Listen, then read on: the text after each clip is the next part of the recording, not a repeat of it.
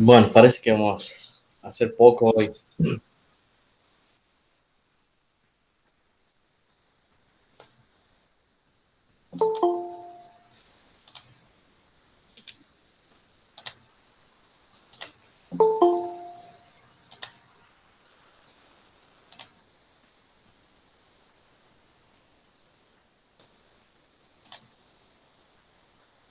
Bueno, buen día a todos.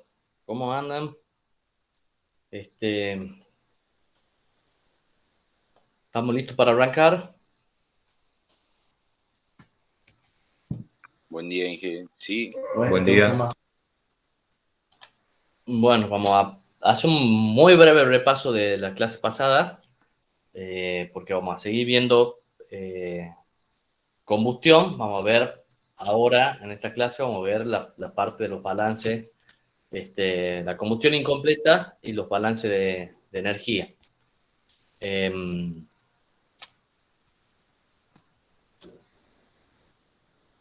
La clase pasada hemos visto qué es la combustión, los procesos reactivos, qué son los procesos reactivos, y dentro de los procesos reactivos hemos visto la combustión en particular. Y hemos visto los balances de materia para la combustión. Hemos dicho que la combustión es una reacción rápida de los elementos combustibles con el oxígeno, una oxidación rápida, y con gran liberación de calor, que es lo que nos interesa de la combustión. Bueno, en la combustión interviene, por un lado, el combustible, que es el que contiene los elementos combustibles, y por otro lado, el comburente, que es el que contiene el oxígeno. Se combina, se produce la reacción en la cámara de combustión y se obtienen los productos, que son los humos y la ceniza. Acá, bueno, estamos viendo la parte de la materia, digamos. Obviamente, si agregamos la energía, dentro de los productos podríamos tener, digamos, el calor, digamos, sería lo que estamos buscando. Pero si esto es una cámara de combustión adiabática, el calor va a estar contenido en los humos y la ceniza, digamos. Hemos dicho también de que la combustión podía ser completa o incompleta. Una combustión completa es una combustión en la cual todos los elementos combustibles se oxidan al máximo y no quedan en los productos de la combustión, no quedan elementos que puedan oxidarse, digamos. En cambio, en la combustión incompleta hay elementos en los productos o compuestos en los productos que pueden aún oxidarse.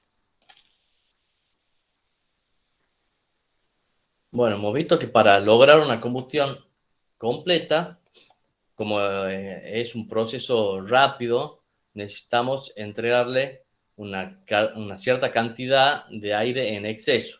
O sea, si nosotros hacemos los balances, la estequiometría de la combustión, vamos a tener la cantidad de oxígeno o de aire mínimo que se necesita para la oxidación del combustible en forma ideal.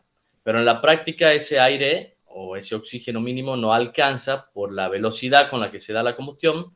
Por lo tanto, para favorecer que se encuentren los elementos combustibles con la molécula de oxígeno, se entrega un exceso de oxígeno. Ese exceso de oxígeno o exceso de aire lo cuantificamos con el factor de dilución, lambda, que vendría a ser justamente la relación entre el aire real que se entrega y el aire mínimo que decíamos recién. O lo mismo que decir el oxígeno real que se entrega con el aire y el aire mínimo y el oxígeno mínimo correspondiente. Bueno, ese lambda depende del tipo de combustible, o sea, de la presentación del combustible y también del lugar donde se quema. Los combustibles, cuanto más compactos son, digamos, por ejemplo, los combustibles sólidos, van a necesitar en relación un lambda más grande. Cuando tenemos combustibles gaseosos necesitamos lambda más chico. Y lo mismo en cuanto a la tecnología de la cámara de combustión. Cuando tenemos mejores tecnologías, necesitamos lambda más chicos, y cuando las tecnologías no son tan buenas, necesitamos lambda más grandes.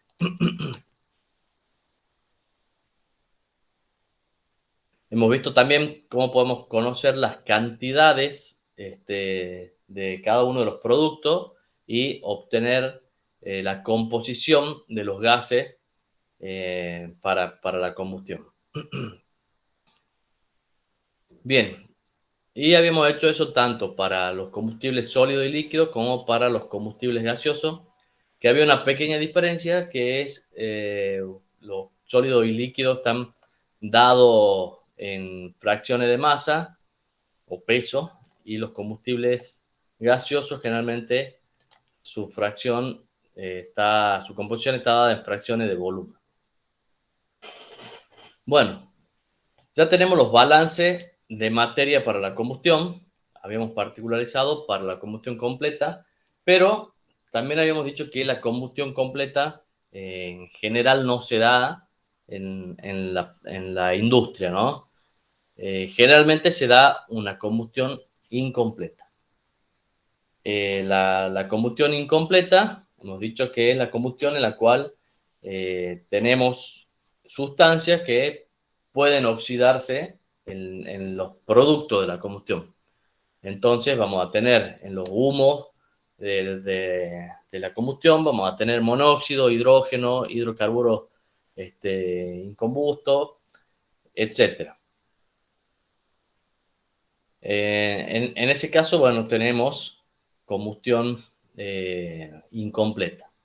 Bueno, pero entonces nos preguntamos cómo hacemos para controlar la combustión. Nosotros hemos dicho que si bien la combustión no va a ser completa, queremos que sea lo menos incompleta posible. Entonces, ¿cómo hacemos para que la combustión sea medianamente buena, digamos? O sea, ya sabemos que no vamos a llegar a una combustión completa, pero queremos que sea lo menos incompleta posible. Para que la combustión esté bien llevada, digamos, necesitamos que se cumpla lo que se conoce como la regla de las 3T. Por temperatura, tiempo y turbulencia. La temperatura es necesaria una temperatura relativamente alta para que se garantice la combustión. O sea, para que se garantice la formación y evitar, para que se garantice la reacción de oxidación y evitar la formación de hollín. Si la temperatura es relativamente baja, es más difícil que se produzca la combustión, y al mismo tiempo las partículas que ya están encendidas, si llegan a zonas de baja temperatura, pueden apagarse, y eso genera la producción de hollín, digamos, que básicamente es carbono que no se ha quemado, carbono sólido, digamos, en estado sólido, que sale por la chimenea y va a formar parte del material particulado que no se quiere tener, digamos, porque es una forma de contaminación también. Emitir partículas a la atmósfera es una forma de contaminación. O puede ser que parte de ese carbono que se enfría, digamos, también puede salir con las cenizas, digamos. O sea, ya sea por la ceniza de fondo en la caldera o las cenizas volantes, digamos, que se extraen en ciertos sectores del equipo, digamos. El tiempo es un factor importante también, porque nosotros hemos dicho que la combustión es un proceso rápido, pero bueno, tenemos que cumplir con ciertos tiempos para garantizar la reacción. Si bien las reacciones son rápidas, el combustible puede entrar y salir de la cámara de combustión más rápido de lo que de lo que es el tiempo para la reacción. En ese caso, se pierde combustible sin reaccionar, digamos. Entonces, va a haber un tiempo mínimo de, de, este, de permanencia, digamos, del combustible en la cámara para garantizar que se queme ese combustible. Y bueno, y la turbulencia es un factor que nos ayuda a que se encuentren las moléculas de combustible con las moléculas de oxígeno para producir la oxidación. Así como tenemos un exceso de aire para favorecer ese encuentro de las moléculas de combustible con las moléculas de aire, de oxígeno, así también la turbulencia va en el mismo sentido, digamos. Bien, entonces nosotros dándole la cantidad de aire necesaria, manteniendo esta regla de las 3T, o sea, dándole una temperatura suficiente, un tiempo suficiente y suficiente turbulencia, garantizaríamos que la combustión sea medianamente buena, o sea, lo menos incompleta posible. Pero bueno, ¿cómo hacemos para saber si la combustión es buena o no? O si estamos desperdiciando combustible o si el equipo está bien regulado o mal regulado. Bueno, si bien hay muchas sustancias que pueden quedar en los humos, en los gases, como decíamos, sin oxidarse del todo, la que mayor presencia tiene cuando la combustión no está bien llevada es el monóxido. Entonces, si bien va a aparecer cantidades de hidrógeno y va a aparecer cantidades de hidrocarburos incombustos, eh, vamos a tener una gran cantidad de monóxido. O sea, cuanto peor es la combustión, el primero que se hace notar es el monóxido, digamos. Y en cantidades también el que mayor porcentaje se lleva, digamos, cuando la combustión es incompleta. Entonces, nosotros podemos usar el monóxido como un parámetro para saber si la combustión está bien llevada o no, o sea, qué tan incompleta es la combustión. Pero bueno, si yo les digo que tiene una combustión que tiene un 2% de monóxido, ¿ustedes qué me pueden decir de esa combustión? ¿Qué conclusiones pueden sacar?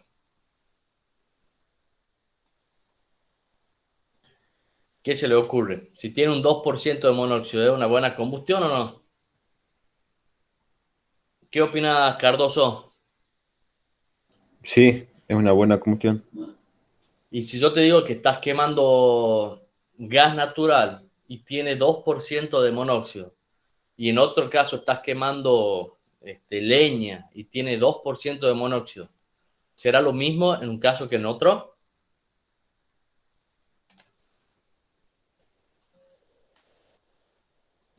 Y creo que en leña se quema mucho más en realidad el monóxido.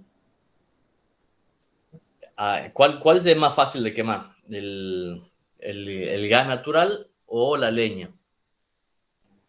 El gas natural. El gas natural. Entonces, es de esperarse que para el gas natural tengamos menos proporción de monóxido, digamos. Si es más fácil, debería ser menor el monóxido, ¿no es cierto? Y para la leña, es de esperarse que, como es más difícil de quemarlo, haya un poco más de monóxido. Bueno, entonces vemos que el 2% ese es relativo.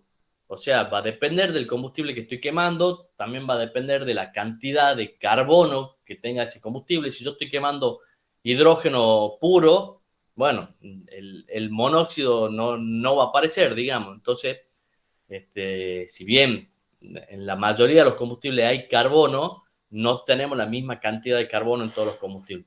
Entonces vemos que así a priori es medio difícil determinar con la cantidad de monóxido si la combustión es buena o no.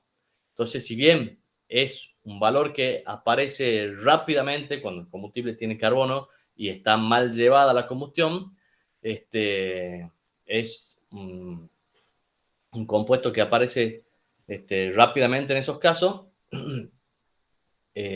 No sabemos bien así rápidamente, no podemos decir si cuánto es ese valor para que sea buena o mala la combustión. Entonces vamos a ver ahora una forma de poder cuantificar eso y decir, bueno, en este caso es un valor razonable y en este otro caso es un valor que no es razonable. Por ejemplo, el 2% ese de monóxido en una combustión de leña puede ser un valor razonable, pero en una combustión de gas natural es un valor muy alto, digamos. Entonces, bueno, veamos cómo podemos controlar la combustión, digamos. Bueno, para hacer eso vamos a necesitar, por un lado, la composición elemental del combustible. Como les decía recién, no es lo mismo tener hidrógeno puro que tener un combustible que tenga mucho carbono, digamos. Y con esta composición elemental vamos a hacer el balance de materia, digamos, para la combustión y vamos a determinar el aire que necesitamos y el lambda, digamos, usando el lambda, que es lo que ya hemos visto la clase pasada. Y por otro lado, la composición de los gases de combustión. Esta composición de los gases de combustión la vamos a obtener experimentalmente. O sea, nosotros estamos haciendo el control de una combustión, entonces vamos, qué sé yo, a una fábrica, está quemando un cierto combustible, nosotros tomamos una muestra o averiguamos qué combustible es y de ahí sacamos la composición elemental del combustible. Y por otro lado, mientras que está funcionando el equipo, hacemos una medición y determinamos la composición de los gases de combustión. Con, con esas dos informaciones vamos a poder regular la caldera, el horno, lo que fuese. Bien. Bueno, para obtener la composición esta de los gases hay distintos métodos. Tenemos un método químico que es usando reactivos, que ya lo vamos a ver más adelante. Se usa el aparato de Orszag y con eso nosotros podemos obtener la composición de los gases. También podemos hacerlo por combustión catalítica. Se hace pasar los gases poniéndolo en contacto con un filamento de platino y eso va cambiando la resistencia, digamos, en función de la temperatura. Entonces lo que se va oxidando me da una idea de las cantidades, digamos, de combustible no quemado. Y después tenemos analizadores electrónicos que tienen una celda electroquímica, digamos, donde mide la composición de los distintos gases que están en los humos de la combustión. Bueno, cuando se usa el método químico, se usan reactivos. Entonces, estos reactivos se van consumiendo y si no tenemos mucho cuidado en el recambio de los reactivos, puede ser que nos dé algún error el método. Bueno, hay reactivos que se consumen más rápido que otros, entonces en algún momento puede ser que alguno de los elementos que estamos determinando, o sea, de la sustancia que estamos determinando de los gases, me dé un error. Entonces se han construido diagramas que me sirven para verificar este método químico. O sea, ese es el espíritu, digamos, de los diagramas de Ostwald y del diagrama de Bunte. Pero vamos a ver que además de eso, estos diagramas tienen otros usos. Bueno,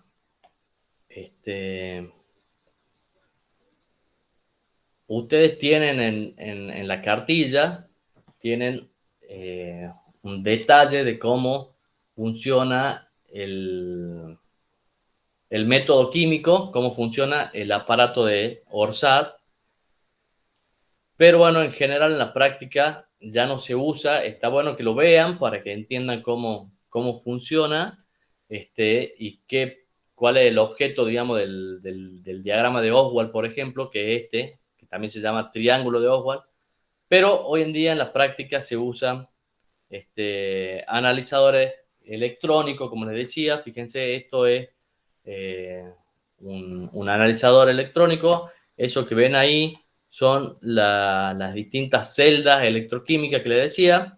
Tiene una bombita de vacío que succiona los gases para el muestreo. Esto es una trampa de agua. Acá quedan los condensados. Ya vamos a ver que esto también es muy importante. Tiene una sonda. Fíjense, acá se introduce esa sonda en el conducto de gases y esto con la manguera esta va aspirando por acá con la bombita y esos pasan por las celdas electroquímicas, que en este caso estos son sensores. Bueno, y de ahí me da en una pantalla distinta información. Me puede dar el factor de dilución, me puede dar la composición, que es lo que estamos buscando en este caso. Bueno, esto es mucho más práctico que el método químico. Bueno, básicamente esto era para mostrarles que ustedes pueden conocer con este equipo la composición de los gases. Y como les decía, pueden usar el diagrama para verificar. O sea, fíjense que ustedes van a tener por un lado el oxígeno, por el otro lado el dióxido de carbono y por el otro lado el monóxido. Y esos tres valores tienen que coincidir en un punto acá. Entonces, si ustedes miden las tres cosas, o sea, si las miden, digamos, con el equipo, esos tres valores tendrán que coincidir en un punto en este diagrama. Entonces, con eso verificamos el método químico, digamos. Pero por otro lado, fíjense que si nosotros tenemos dos valores que sabemos que están bien medidos, podemos determinar el tercer valor. Supongamos que nosotros hemos medido el dióxido de carbono, el oxígeno, y vamos a determinar en ese caso, por ejemplo, el monóxido de carbono. O cualquier par de valores. Si tengo monóxido y oxígeno, puedo determinar el dióxido de carbono. Y además también podemos conocer el lambda. Entonces, de este diagrama podemos sacar mucha información. Y vamos a ver que el punto en el cual cae la combustión dentro de este diagrama me da una idea de si esa combustión está bien llevada o no, si es una combustión buena o no. Bueno, entonces veamos cómo construimos este diagrama. Este diagrama se construye básicamente con la información del combustible. O sea, el diagrama en sí depende únicamente de la composición del combustible. O sea, hacemos los balances que ya hemos visto y con eso determinamos estos valores y construimos el diagrama. El uso del diagrama va a ser, obviamente ya tenemos el diagrama para un determinado combustible y para usarlo necesitamos la composición de los gases de combustión que la obtenemos experimentalmente con el analizador de gases. Bueno, veamos entonces cómo obtenemos, cómo construimos el diagrama. Fíjense que, como les decía recién, es un triángulo, que por eso se llama también diagrama de Oswald o triángulo de Oswald. Y para construir un triángulo necesitamos básicamente tres puntos. Esos puntos, fíjense, acá tenemos la fracción máxima de dióxido de carbono. Esta comillita, fíjense que significa envase seca. Entonces, el diagrama está construido para los gases en base seca. O sea, está construido con la composición del combustible, pero considerando que los gases producto de la combustión se secan, digamos, y con esos valores construimos el diagrama. ¿Y por qué consideramos que los gases están en base seca? ¿A alguien se le ocurre por qué puede ser? Ahí les dejo eso, o eso si quieren, y dígame por qué puede ser que los gases están en base seca. ¿Qué opina B?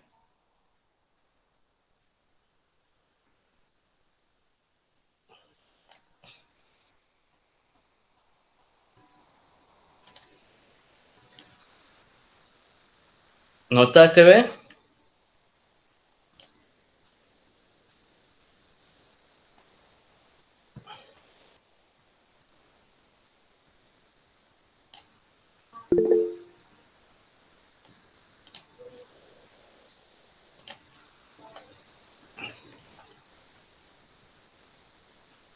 Bueno, ¿qué puede ser? ¿A alguien se le ocurre qué puede ser que los gases estén en base seca? ¿Por qué? Si los gases, o sea, nosotros quemamos un combustible y por la chimenea de la cámara de combustión, o sea, por el escape o por la chimenea, salen los gases con humedad, digamos, o sea, toda la humedad que tiene el combustible pasa a los gases y, si, o sea, el hidrógeno que tiene el combustible se oxida, genera agua y esa agua generada también pasa a los gases, que lo hemos visto en el balance de materia. Ahora, ¿por qué tomamos base seca en este caso? Puede ser para que la humedad no afecte el aparato, no lo oxide. No es por eso.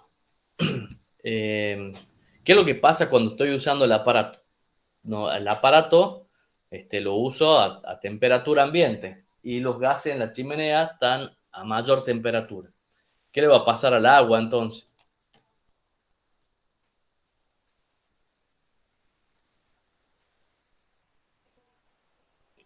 Si la chimenea está a 180 grados, supongamos, ¿en qué estado está el agua en los gases en la chimenea?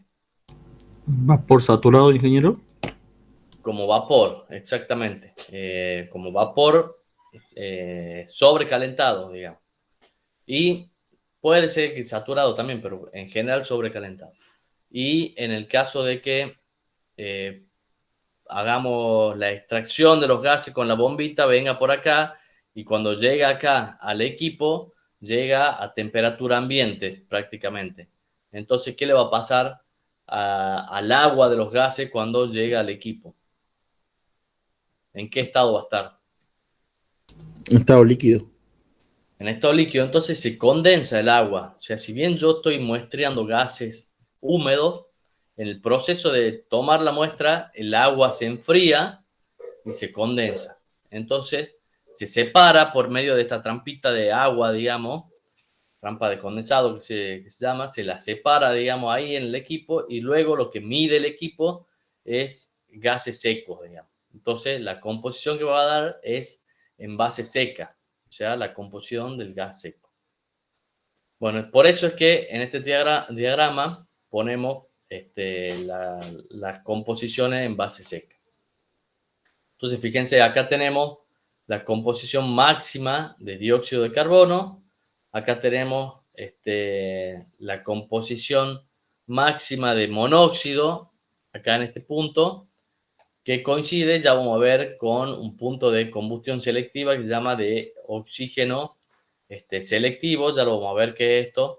Y en este otro punto tenemos la composición máxima de oxígeno. Entonces nosotros determinando estos tres puntos podemos construir el diagrama. Bien, empecemos por este puntito de acá, el de la derecha.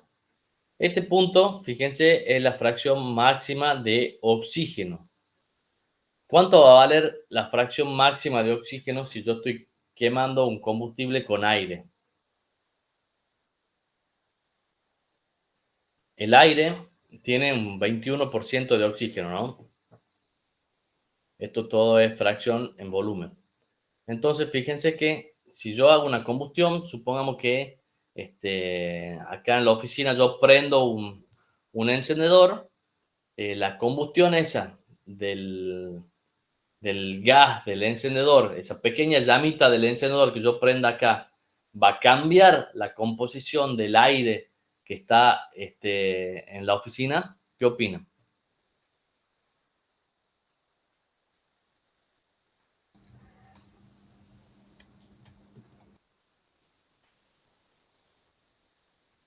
¿Cuál sería el exceso de aire si yo prendo, o sea, supongamos que la cámara es toda la oficina en la que yo estoy ahora y prendo un encendedor acá, lo prendo acá y lo mantengo prendido, va a cambiar la composición, o sea, el exceso de aire va a ser prácticamente infinito, digamos, cuánto aire hay en la oficina comparado con el aire que está consumiéndose, o sea, con el oxígeno que está combinándose con el combustible del encendedor.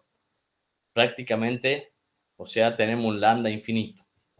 Y va a cambiar la composición del aire de la oficina.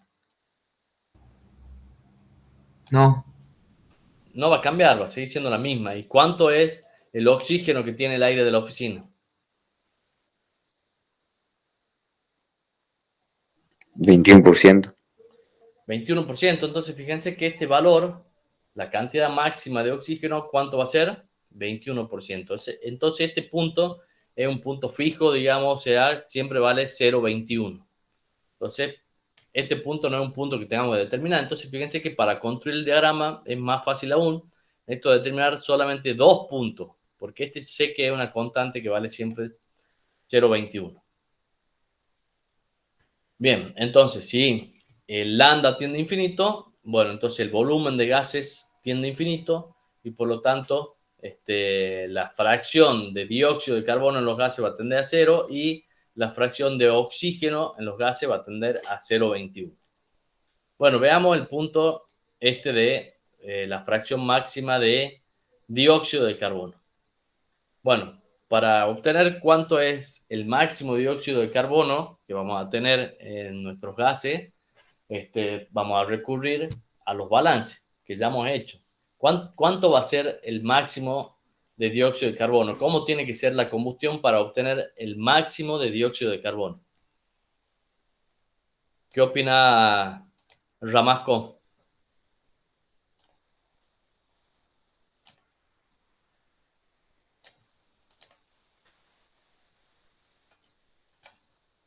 Si tengo combustión incompleta, voy a tener el máximo de dióxido de carbono.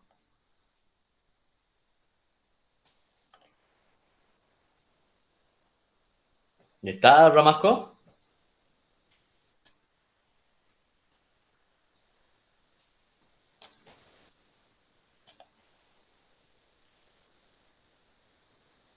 Bueno, ¿qué opinan? ¿Cuándo voy a tener la máxima cantidad de dióxido de carbono? Cuando sea completo. Cuando la combustión sea completa. Pero además, ¿qué se tiene que cumplir? O sea, fíjense que el volumen de dióxido de carbono, como es una fracción lo que estoy buscando, el volumen de dióxido de carbono va a ser máximo cuando la combustión se completa, pero el volumen de gases secos tiene que ser mínimo para que la fracción sea máxima, ¿no es cierto? Entonces, ¿qué es lo que vamos a hacer? ¿Qué es lo que necesitamos para que la fracción sea máxima? ¿Cuándo el volumen de gases secos va a ser mínimo?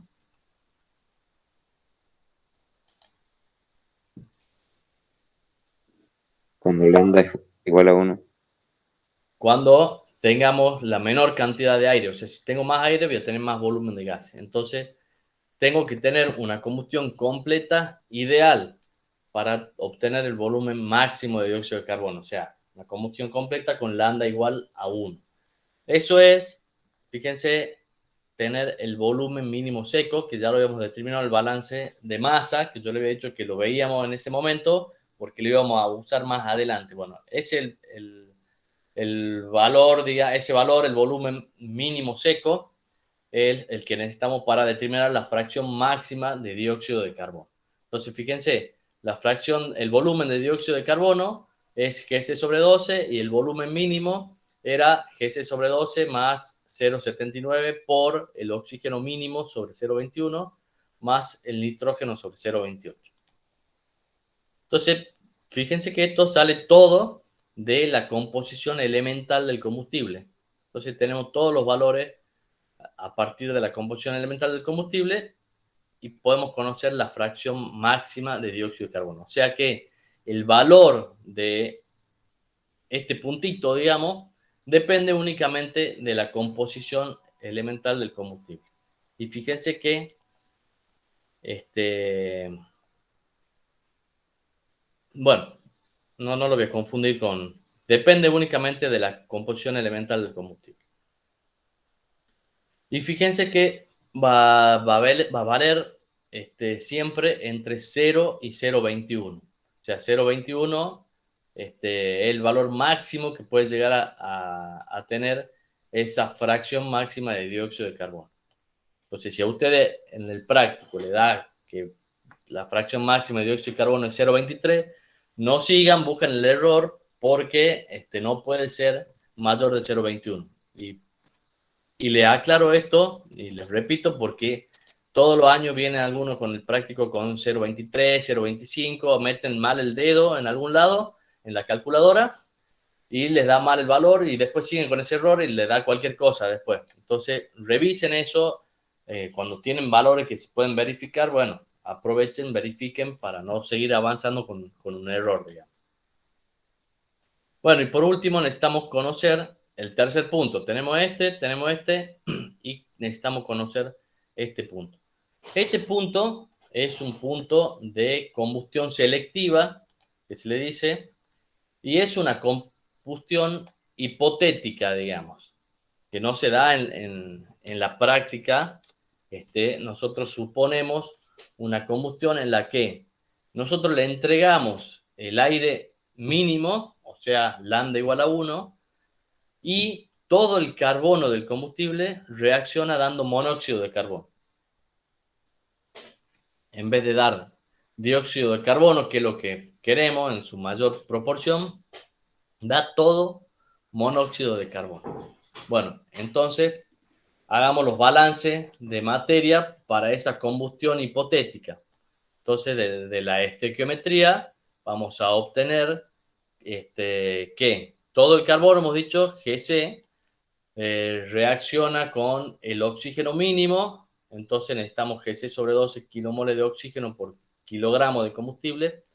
Entonces nos va a dar una combustión en la que todo el carbono ha reaccionado como monóxido de carbono. Entonces vamos a obtener Gc sobre 12 kilomoles de monóxido por kilo de combustible. Y como el oxígeno mínimo, fíjense que el oxígeno mínimo necesario sería para quemar el carbono y llegar a dióxido de carbono. Pero como nosotros estamos llegando a monóxido de carbono, me va a sobrar la mitad, digamos, del oxígeno me va a sobrar. Entonces, la mitad del oxígeno que le doy, o sea, yo le doy el oxígeno para que esta reacción sea completa, pero reacciona en forma incompleta. Entonces, la mitad del oxígeno que le he dado va a sobrar. O sea, la mitad va a reaccionar con el carbono y me va a dar monóxido y la otra mitad va a sobrar. Entonces, fíjense que voy a tener un volumen de monóxido selectivo y también un volumen de oxígeno selectivo. Esto me va a permitir encontrar el punto, que decíamos, el tercer punto que nos faltaba, el volumen de oxígeno selectivo, y este valor me va a permitir conocer las cantidades de monóxido en ese diagrama.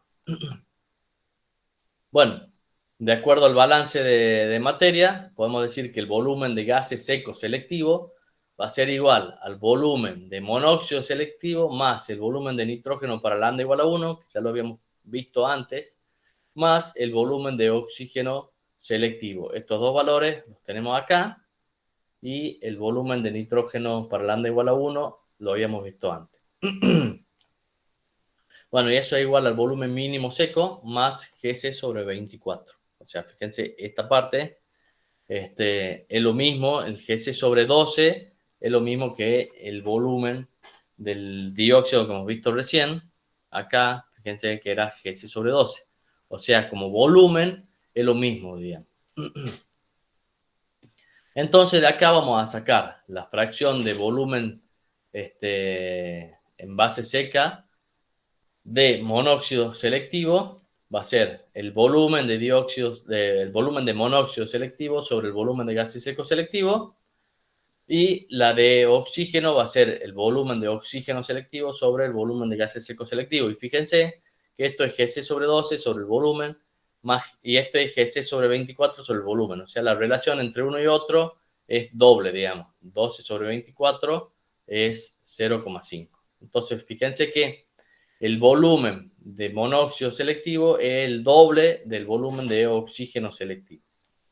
Y en ese caso, todo el carbono reaccionado como monóxido, entonces la fracción de dióxido selectivo va a ser 0.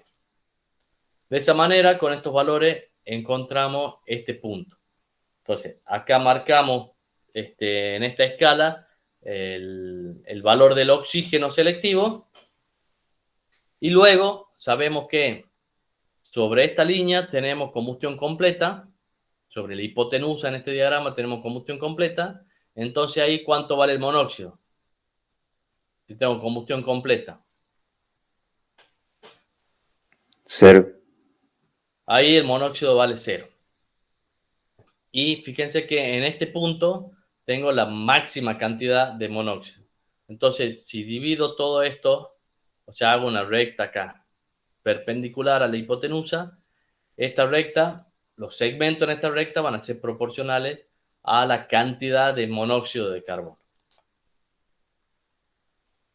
De esa manera, ya lo van a ver en el práctico, ustedes pueden construir estas líneas que están acá y van a conocer las fracciones de monóxido de carbono.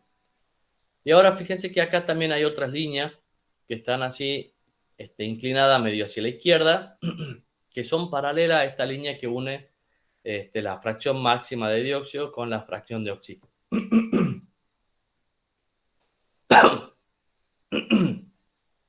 Fíjense, en este punto hemos dicho que teníamos la fracción máxima de dióxido de carbono, y para obtener esa fracción máxima de dióxido de carbono hemos dicho que el volumen de gases tenía que ser el mínimo, por lo tanto teníamos lambda igual a 1. Y en este caso de la combustión selectiva hemos dicho que era una combustión hipotética con lambda igual a 1. Entonces fíjense, en esta recta que tenemos acá tenemos lambda igual a 1. Entonces, paralela a esta recta, vamos a tener los distintos valores de lambda. Pero fíjense que el lambda acá en este punto, en la combustión que le decía del encendedor en la oficina, decíamos que tenemos un exceso de aire muy grande, entonces tenemos lambda infinito ahí. Entonces, fíjense, acá tengo lambda 1 y acá tengo lambda infinito. Si nosotros hacemos la inversa de infinito, 1 sobre infinito, acá podemos poner lambda a la menos 1 igual a 0. Y acá, lambda a la menos 1, 1 a la menos 1 igual a 1. Entonces, acá tengo 0, acá tengo 1, lo divido en partes iguales y tengo desde 0 hasta 1 en las partes que lo haya dividido. Si lo divido en 10, voy a tener 0,1, 0,2, 0,3, así hasta 0,9, 0 y hasta 10, hasta 1. Y trazando a través de esos puntos que hemos marcado en la hipotenusa, trazando paralela a lambda igual a 1, voy a tener rectas de lambda constante. Entonces estas rectas que ven acá son rectas de lambda constante. Bien, fíjense ahora que nosotros vamos a tener distintos puntos acá en base a la combustión. Esto lo hemos construido únicamente con la información del combustible. Ahora, del análisis de gases tenemos la información de cómo se está quemando ese combustible. Entonces, Ingeniero, sí, esa recta es perpendicular a la hipotenusa, dijo. estas que La están recta. acá, inclinadas, No, la recta del medio. esta, Sí. Esa es perpendicular a la hipotenusa que es esta. Ujú. Y tienen que chocar en el punto, en el de abajo. Claro, cuando vean el práctico lo van a Ah, construir ustedes a este diagrama. ¿Cómo bien, se bien. hace esto? Sí, vos pones a partir de este punto, poner la escuadra, digamos, que haga ángulo de 90 grados con la hipotenusa y traza esta recta. Esa recta, después le pones los valores acá del monóxido, o sea, este segmento que tenés acá, lo medís, o sea, vos primero elegís una escala para hacer esto. Entonces en la escala vas poniendo los puntos, digamos, en los valores en función de la escala. Después cuando ya has construido el triángulo, tenés los 3 puntos, ahora trazas esta recta, digamos. Vos conocés el valor del monóxido selectivo, que lo calculas, digamos, con el balance de materia, y ese valor lo pones acá. Acá vale 0 y acá vale ese valor. Entonces, este segmento lo medís con la regla y ese segmento va a ser igual a el valor del monóxido selectivo. Supongamos que el monóxido selectivo te ha dado, no sé, 11%.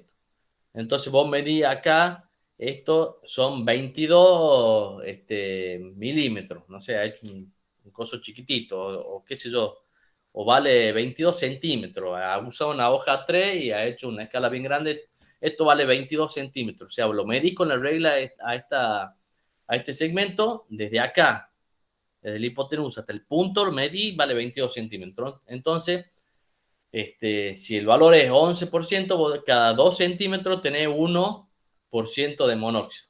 ¿Se entiende? Entonces, vos vas a dividir esto en 11 partes iguales y te va a quedar cada 2 centímetros, te va a quedar una recta así que la va a construir paralela a la hipotenusa. O sea, en esta recta perpendicular a la hipotenusa que has marcado, cada 2 centímetros va a marcar un punto que representa acá 1% de oxígeno, 2% de oxígeno, 3% de oxígeno y así sucesivamente hasta que llegue a 11, digamos.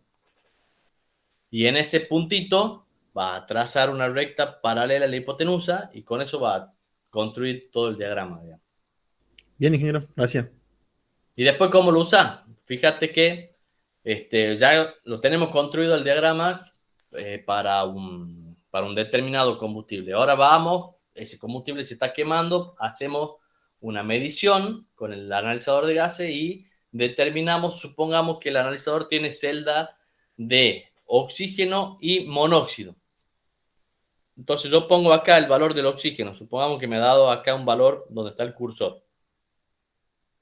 Y pongo el valor del monóxido. Supongamos que me ha dado acá, coincide justo con la primera línea esta paralela de hipotenusa. Entonces, yo sigo a través de esta línea, o sea, o la remarco como quieran a esta línea, y de acá del oxígeno voy vertical hacia arriba, donde se tocan los dos puntos, salgo en forma horizontal y determino eh, el valor del dióxido de carbono. Ahora, si voy paralelo a esta línea de lambda igual a 1, vamos a tocar acá en la hipotenusa un valor y vamos a poder interpolar entre, supongamos que ha caído ahí, como les decía, en ese caso interpolaríamos entre 0,9 y 1 y ese valor sería el valor de lambda a la menos 1. Supongamos que ahí daría 0,95, supongamos. Entonces, para saber el lambda, tendría que hacer 1 dividido en 0,95 y eso me va a dar el valor de lambda, que sería ahí 1,05. Entonces, fíjense, supongamos que esto estaba construido para el gas natural, hemos hecho eso, hemos determinado acá el monóxido, hemos determinado acá el oxígeno y con eso hemos sacado la fracción de dióxido acá en este eje y también hemos sacado el lambda que me daba 1,05. Y ahí en ese puntito voy a tener, digamos, un monóxido que va a ser relativamente bajo y voy a tener una buena combustión. Ahora, si yo determinaba un monóxido que estaba, no sé, por acá, en esta recta, digamos, en esta recta, y un determinado oxígeno acá me daba este valor, tengo un punto ahí, En ese caso vemos que tengo un monóxido grande y un dióxido chico y tengo una mala combustión. Entonces, fíjense que este diagrama me permite también, o sea, conocer si la combustión es buena o mala, digamos. Además de poder sacar el valor del lambda, puedo también sacar inferir si la combustión está bien llevada o no. Bueno, acá les dejo un resumencito. Fíjense, va a depender de dónde caiga ese punto. El diagrama, hemos dicho, depende del combustible. O sea, lo sacamos, lo construimos con la composición elemental del combustible y listo. Ahora, el punto va a depender de cómo se está quemando ese combustible en esa cámara de combustión.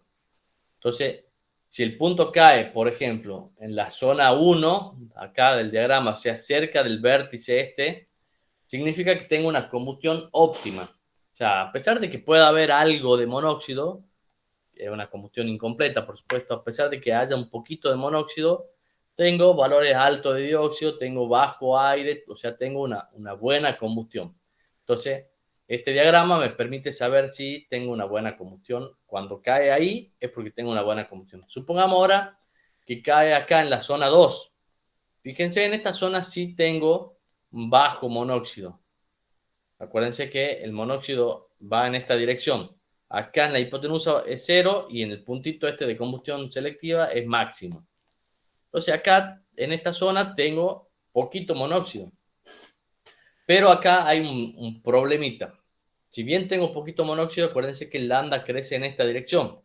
Entonces, fíjense que acá estaría teniendo valores elevados de lambda. O sea, tengo mucho exceso de aire. Entonces, en ese caso, necesitamos disminuir la cantidad de aire. Entonces, podemos controlar la combustión con este diagrama. Vemos que si me queda el punto acá, disminuyo el aire y trato de ir más para acá. A pesar de que aumente un poquito el monóxido, si disminuye el aire y me acerco al vértice estaría mejorando la combustión. Ahora, si yo bajo el aire y se aumenta mucho el monóxido y me vengo ya a esta zona, por ejemplo, entonces, bueno, estoy en una zona ya desfavorable, digamos. O sea, este punto 3, fíjense, la zona esta 3, también es una zona en la cual me paso para el otro lado, digamos, tengo bajo lambda, o sea, acuérdense que lambda se sube perpendicular a esta recta. Entonces lambda acá es bajito, o sea, es prácticamente 1, pero tengo monóxido relativamente alto. Entonces tengo que jugar entre estas dos zonas para llegar al punto 1. Ahora, ¿qué pasa si por algún motivo caigo en la zona esta 4? Tengo alto monóxido y al mismo tiempo tengo alto lambda, digamos. O sea, para esta vengo para acá, tengo alto lambda. Entonces, tengo mucho monóxido y tengo mucho lambda. Si aumento el aire, voy a tener más lambda todavía. Entonces, estamos viendo que hay un problema ahí que puede ser relacionado con la regla de las 3T. Entonces, tendré que verificar el diseño de la cámara de combustión para que se cumpla la regla de las 3T, ya sea modificar la turbulencia, verificar la temperatura o el tiempo para que nos salgamos de esta zona y nos vayamos más hacia el vértice. Bueno, y otro uso que tiene el diagrama es para determinar el balance, o sea, para hacer los balances de los gases de combustión, digamos. Fíjense que puedo usar el diagrama para calcular el volumen de gases secos y después, teniendo la composición del combustible, puedo sacar el volumen de gases húmedos, saco el volumen de agua, le sumo al volumen de gases secos y tengo el volumen húmedo. Y con eso puedo sacar las fracciones en base seca y en base húmeda.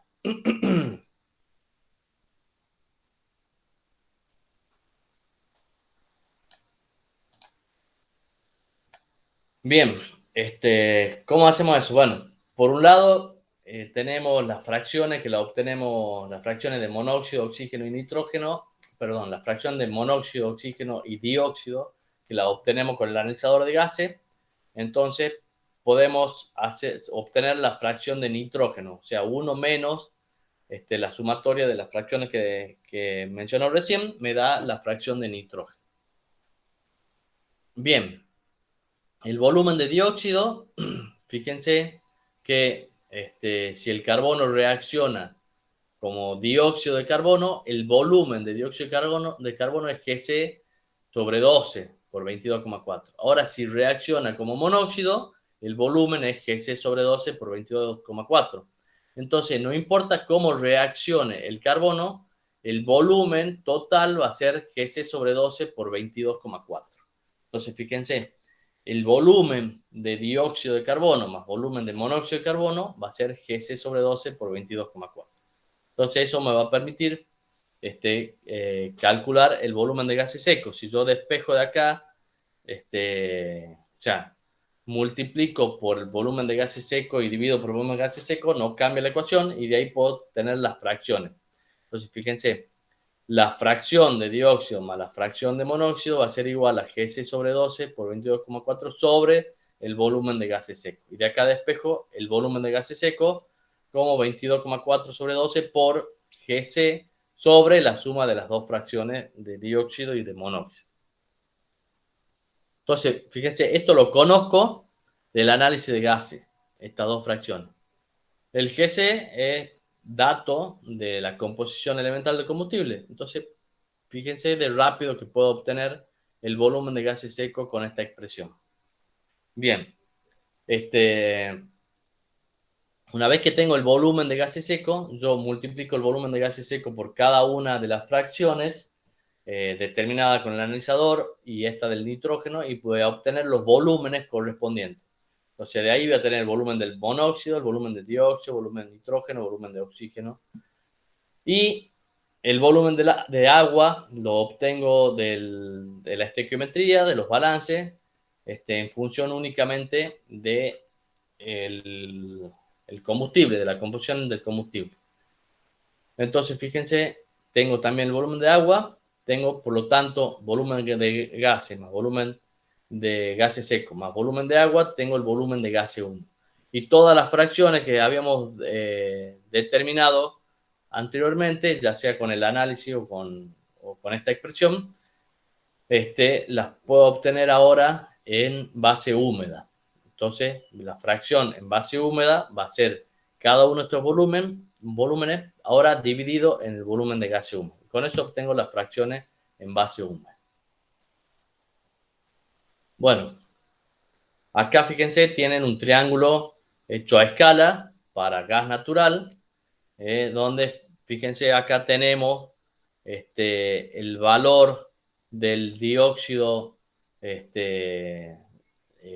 del dióxido de carbono máximo en este punto. En este caso cada uno de estos vale 1. Acá tengo 10, 11, 12, 12 como algo es la fracción máxima del dióxido de carbono en este caso. Acá el valor del oxígeno selectivo da más o menos 5,8 por ahí, fíjense. Y el monóxido selectivo da más o menos 11, algo, 11,3 por ahí. Este es un diagrama para gas natural. Entonces, fíjense acá, ustedes tienen estas curvas, estas rectas paralelas a la hipotenusa que me dicen la cantidad de monóxido. Acá tienen 0, 1, 2, 3, 4, 5, 6, 7, 8, 9, 10, 11 y 11 con algo, 11,3. Y estas líneas que ven acá, estas rectas, son paralelas a lambda igual a 1 y donde tocan acá la hipotenusa, tengo el valor de lambda a la menos 1. O sea, hago la inversa de esto y obtengo el valor de lambda. Bueno, hasta acá vamos a llegar por hoy.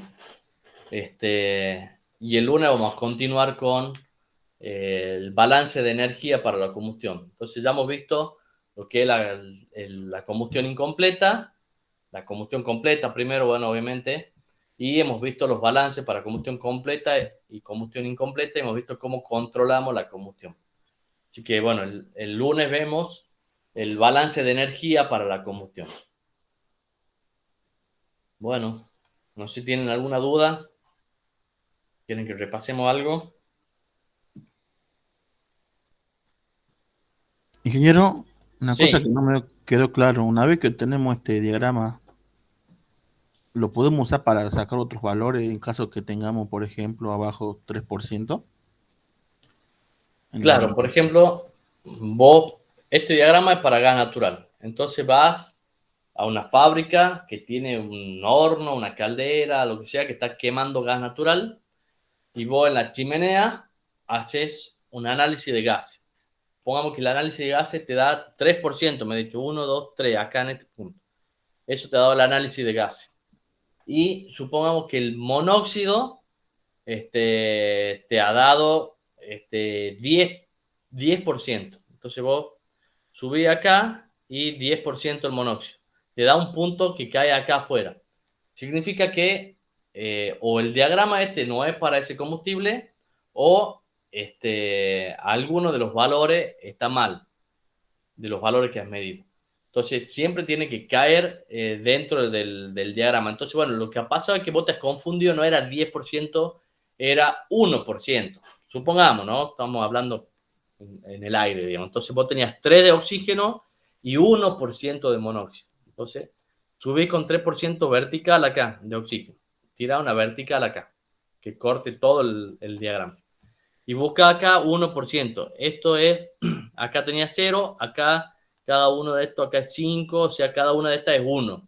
Entonces, esta primera recta paralela a la hipotenusa vale 1. Vas por esta hasta 3% que hemos dicho, te da un punto aquí. Entonces, ese punto está en la zona 1 que decíamos, cerca del vértice este.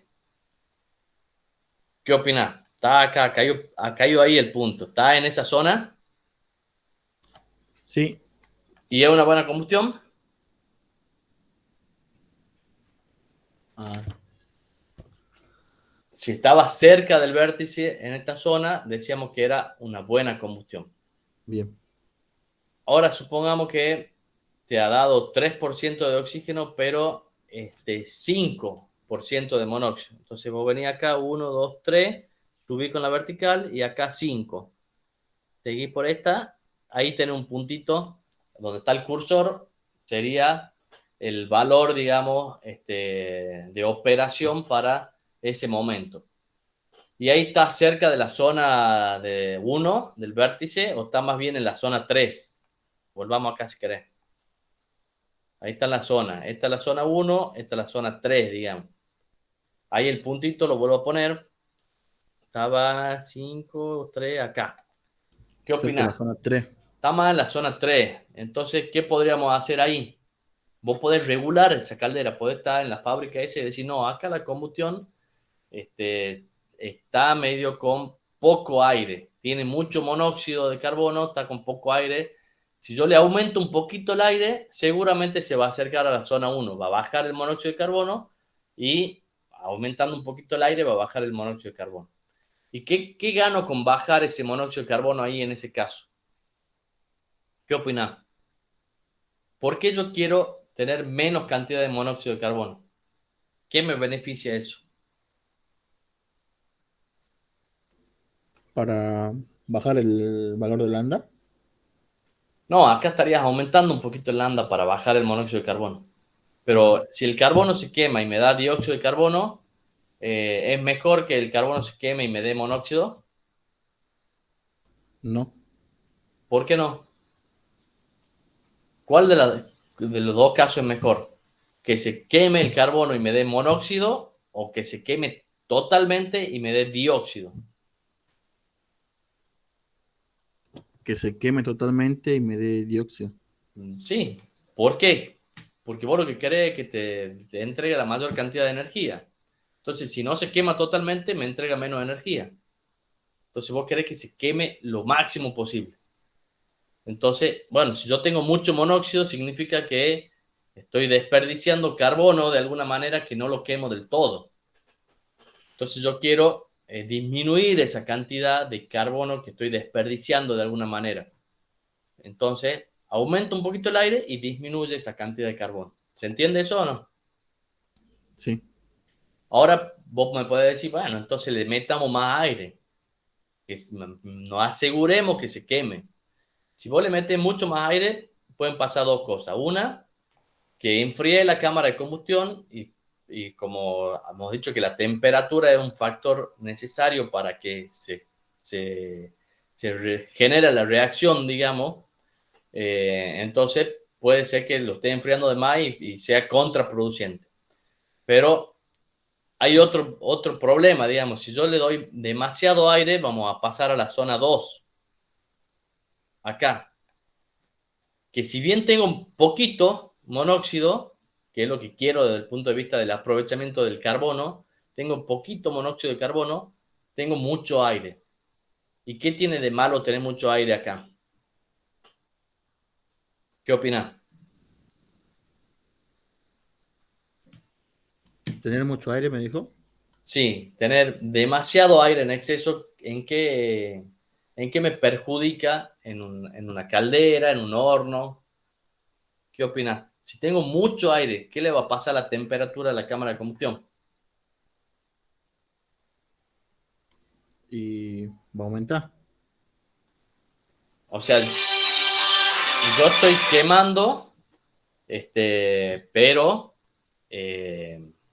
o sea, estoy quemando mucho el carbono, pero le meto mucho inerte también. Entonces tengo un volumen más grande. Tengo la misma energía en un volumen más grande, va a bajar la temperatura. Entonces, voy a tener menos aprovechamiento del calor porque voy a tener una temperatura más baja, digamos. Y por otro lado, como tengo un volumen muy grande, voy a tener muchas pérdidas de calor sensible, o sea, es un volumen que va a salir por la chimenea, un volumen grande que se va a llevar calor, porque la chimenea no sale a 25 grados, no sale a temperatura ambiente. La chimenea hemos visto que sale a temperaturas relativamente altas, digamos, o sea, no sale a 180 grados, 140 grados, entonces no estoy perdiendo energía ahí en esa temperatura y cuanto más volumen tenga, más energía voy a perder ahí. Por eso tampoco me conviene que el lambda sea tan alto. Por eso, fíjense que tengo que tener una zona ahí cerca de 1. Bueno, no sé si tienen alguna otra duda. No, ingeniero, ninguno. Bueno, nos vemos el lunes entonces. Buen fin de semana. Igual, ingeniero, bueno.